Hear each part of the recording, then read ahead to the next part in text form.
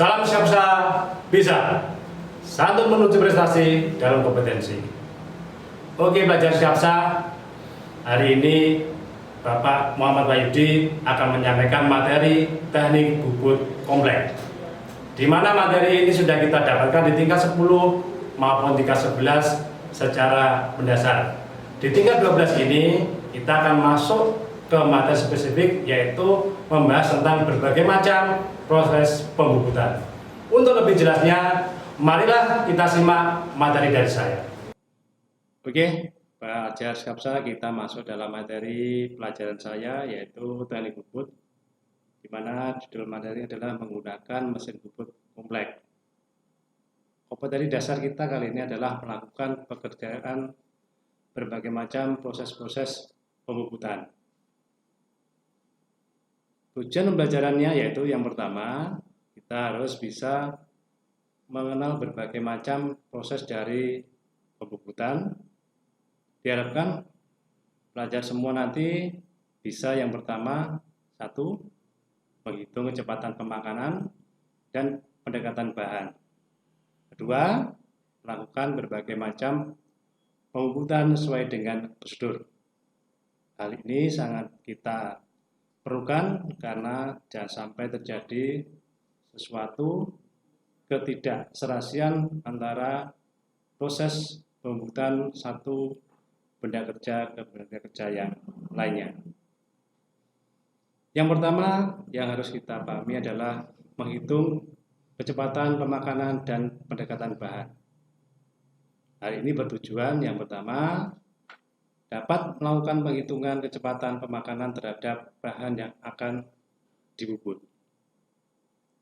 Sebelum kita masuk ke proses pekerjaan, kita jangan lupa proses bubut adalah proses pemesinan untuk menghasilkan bagian-bagian mesin berbentuk silindris yang dikerjakan dengan menggunakan mesin bubut. Jadi pada dasarnya di tingkat 12 ini kita bisa memahami dan menggunakan dengan berbagai macam proses pembubutan, makanya pelajarannya kita namakan pembubutan kompleks, di mana dalam artian hasil yang kita dapatkan nanti bisa dari berbagai hasil pekerjaan yang tidak hanya pembubutan rata, panjang, atau lainnya. Bisa berupa ulir, bisa berupa tirus, bisa berupa diameter dalam, atau mungkin juga bahkan bisa digunakan untuk memotong. Oleh itu, prinsip dasar membubut yang pertama kita harus tahu yaitu posisi benda kerja. Prinsipnya adalah posisi benda kerja berputar. Kemudian yang kedua, menggunakan single point cutting tool atau cutting atau pahat potong. Yang ketiga, gerakan pahat sejajar dengan suhu utama. Jadi intinya pembubutan bisa digunakan untuk membubut rata muka, rata panjang, maupun untuk pemotongan benda kerja.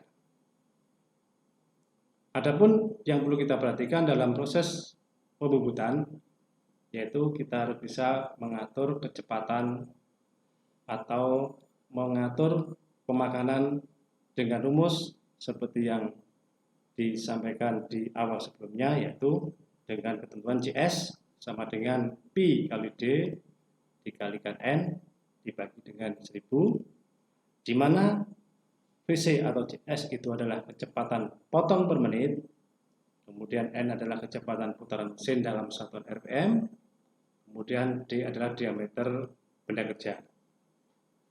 Yang tentunya tiga parameter proses tersebut berpengaruh terhadap satu, kecepatan putar spindle atau speed, kecepatan pemakanan atau feed, kedalaman potong atau depth of cut.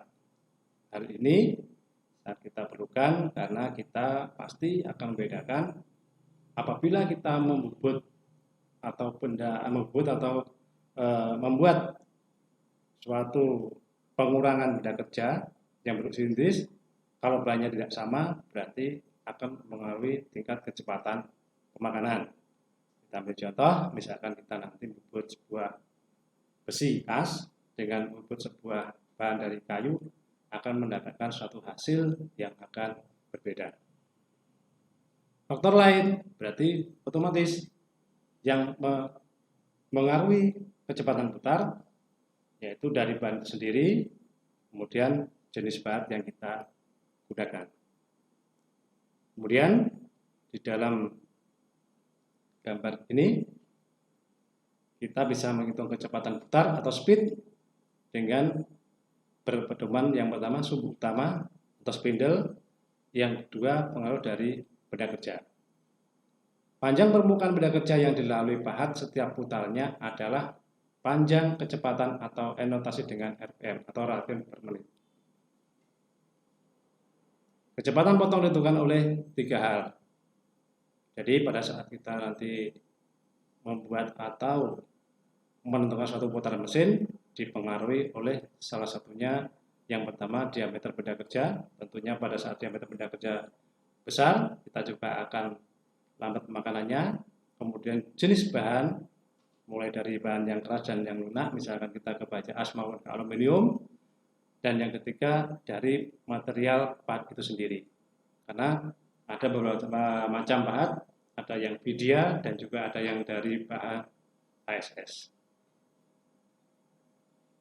Inilah gerakan makan atau fit di dalam kedalaman potong suatu pahat ke benda kerja.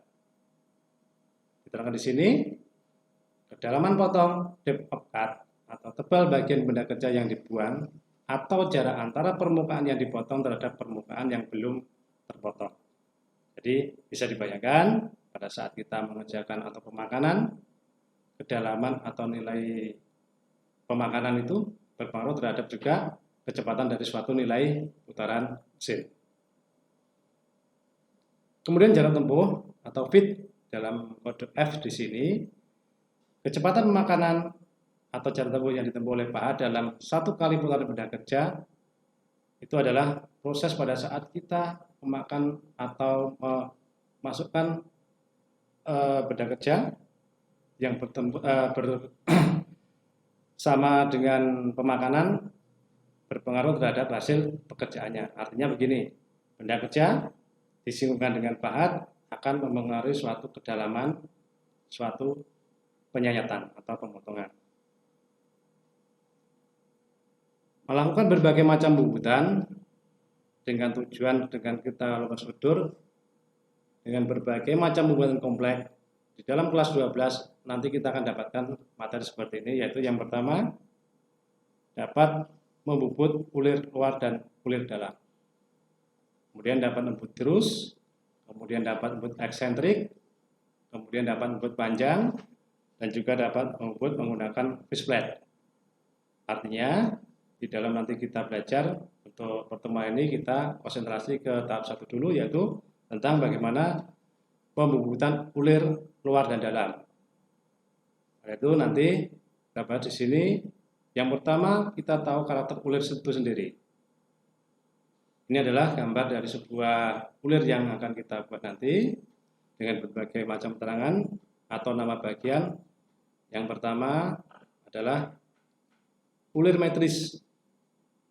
Ulir metris kalau kita nanti seperti yang biasa kita lihat di berbagai proses pemesinan untuk kegapangannya untuk membuat ulir itu jenis metris mau dibuat. Yang pertama yang jelas kita pertama kali tahu sudutnya. Kalau ulir metris mempunyai sudut ulir 60 derajat, kemudian kalau dibuat sudut ulirnya 55 derajat.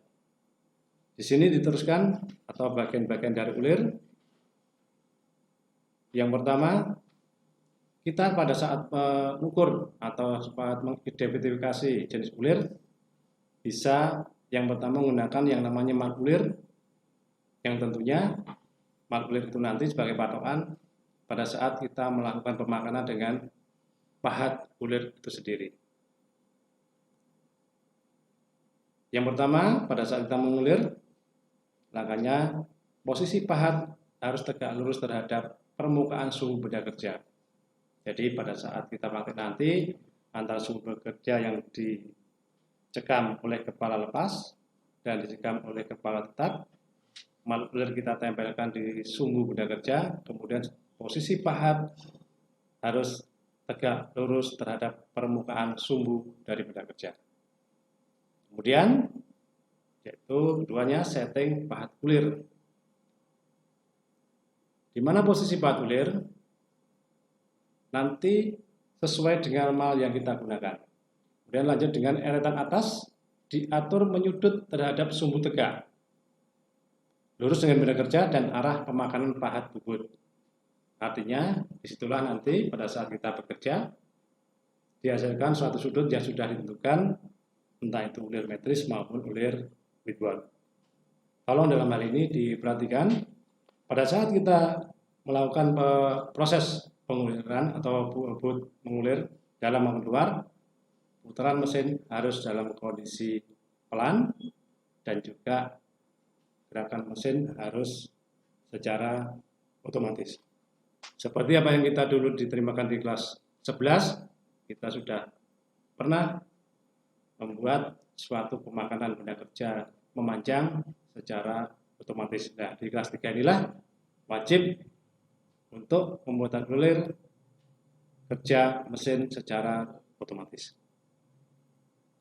Untuk lebih jelasnya, mungkin teman-teman atau siswa pelajar Skapsa yang ada di rumah, mungkin tadi setelah menyimak, perhatikan juga suatu resume atau siapkan buku, karena hal ini mungkin akan menjadi suatu pertanyaan atau tugas yang nanti saya sampaikan di Google Classroom, yang tentunya nanti akan menjadikan pencapaian nilai pada saat nanti proses materi-materi sekarang maupun yang akan datang. Inilah yang perlu sampaikan. Tentunya pembuatan ulir ada berbagai macam proses langkah-langkah kerja atau yang dinamakan langkah bubut ulir. Yang pertama, tentukan jenis mesin bubut yang sesuai. Jadi otomatis di sini kalau kita nanti di bengkel kita ada dua mesin yang CNC maupun yang manual atau konvensional. Kita coba nanti yang konvensional. Kemudian yang kedua, siapkan benda kerja sesuai dengan diameter luar ulir yang sudah ditentukan sesuai job sheet kita. Kemudian tiga, pasang benda kerja dengan baik. Dalam hal ini, pasang benda kerja dengan baik itu posisi benda kerja harus sudah terpasang di antara dua senter. Yang pertama di senter kepala tetap maupun senter kepala lepas. Dan tentunya pada saat kita pasang ke senter kepala lepas sudah ada namanya pembubutan di antara dua senter yang nanti akan membuat satu benda kerja itu ditekan oleh proses pemakanan ulir biar tidak terjadi goyangan maupun tidak terjadi suatu slide atau lepas. Setelah tel pahat ulir dan eretan atas pada posisi yang benar, maka di situ nanti kita tentukan kisar dengan mengatur tuas-tuas yang pada gearbox. Jadi tentunya pada saat kita nanti bekerja dengan ulir, yang pertama kita juga pahami, di situ juga menentukan jumlah kisar atau jarak dari ulir satu ke ulir kedua atau jarak antara kaki dan kepala, itu namanya adalah kisar. Kita bisa menentukan melalui tabel yang ada di mesin bubut. Kemudian keenam, tentukan kecepatan potong. Biasanya dipilih 1/3 dari kecepatan potong pembubutan biasa. Ini artinya pada saat kita membubut ulir, kecepatan yang kita berikan adalah lebih lambat dari perputaran yang seperti biasa kita gunakan. Juga jangan lupa hitung kedalaman pemotongan ulir, otomatis dengan menggunakan eretan yang melintang, dengan memakai spidol atau skala eretan melintang. 8. Berikan batasan panjang bagian benda kerja yang diulir. Tentunya hal ini akan mempengaruhi panjang pada saat kita nanti bekerja dengan proses pembubutan otomatis. Nah, pemberian tanda ini biasanya diberi satu yang namanya alur, biar nanti pada saat kita mengulir biasanya tidak akan masuk ke dalam diameter luar yang tidak semestinya. Artinya alur itulah yang digunakan untuk pengamanan pada saat nanti kita membuat ulir dia nanti aman, tidak akan menyayat bidang pekerjaan berikutnya. 9. Cek kembali kebenaran kisar ulir dengan pit Kauke, atau di sini nanti sebelum kita lepas dari mesin, kita cek kisar ulir dengan alat yang bisa secara umum, sampai kita lihat yang namanya suri ulir juga, atau pit Kauke, atau jarak untuk mengukur kisar ulir atau man ulir. Kemudian lakukan pembuatan ulir dengan benar sesuai dengan yang tadi disampaikan. Sampaikan dengan kecepatan pelan, kemudian dengan ulir metis atau whipper sudah tentukan dengan man ulir, dengan merubah atau menentukan tuas di gearbox, kemudian menentukan kecepatan ulir juga. Selanjutnya, cek ulir yang telah dibuat. Ini akan mengaruhi dengan pasangannya. Biasanya kita kalau membuat ulir berpasangan dengan namanya mur baut, atau katakanlah kalau kita membuat ulir luar berarti nanti kita cek dengan baut. Kalau kita membuat ulir dalam, kita cek dengan batang berulir. Nah, disitulah sementara materi saya ini, nanti saya lanjutkan di video berikutnya untuk membuat atau menampilkan video-video tentang bagaimana proses langkah kerja pembuatan ulir. Baiklah pelajar Skapsa, demikianlah materi dari saya. Untuk tugasnya, simak di Google Classroom. Jangan lupa like dan komen. Untuk mendukung program ini, klik subscribe dan tekan tombol lonceng supaya tidak ketinggalan informasi. Dan share jika menurut kalian video ini bermanfaat untuk semua orang. Sampai jumpa di video kita selanjutnya. Salam Skapsa bisa. Sekolah berbudaya industri, berkarakter wirausaha, menjadi idola sekediri raya.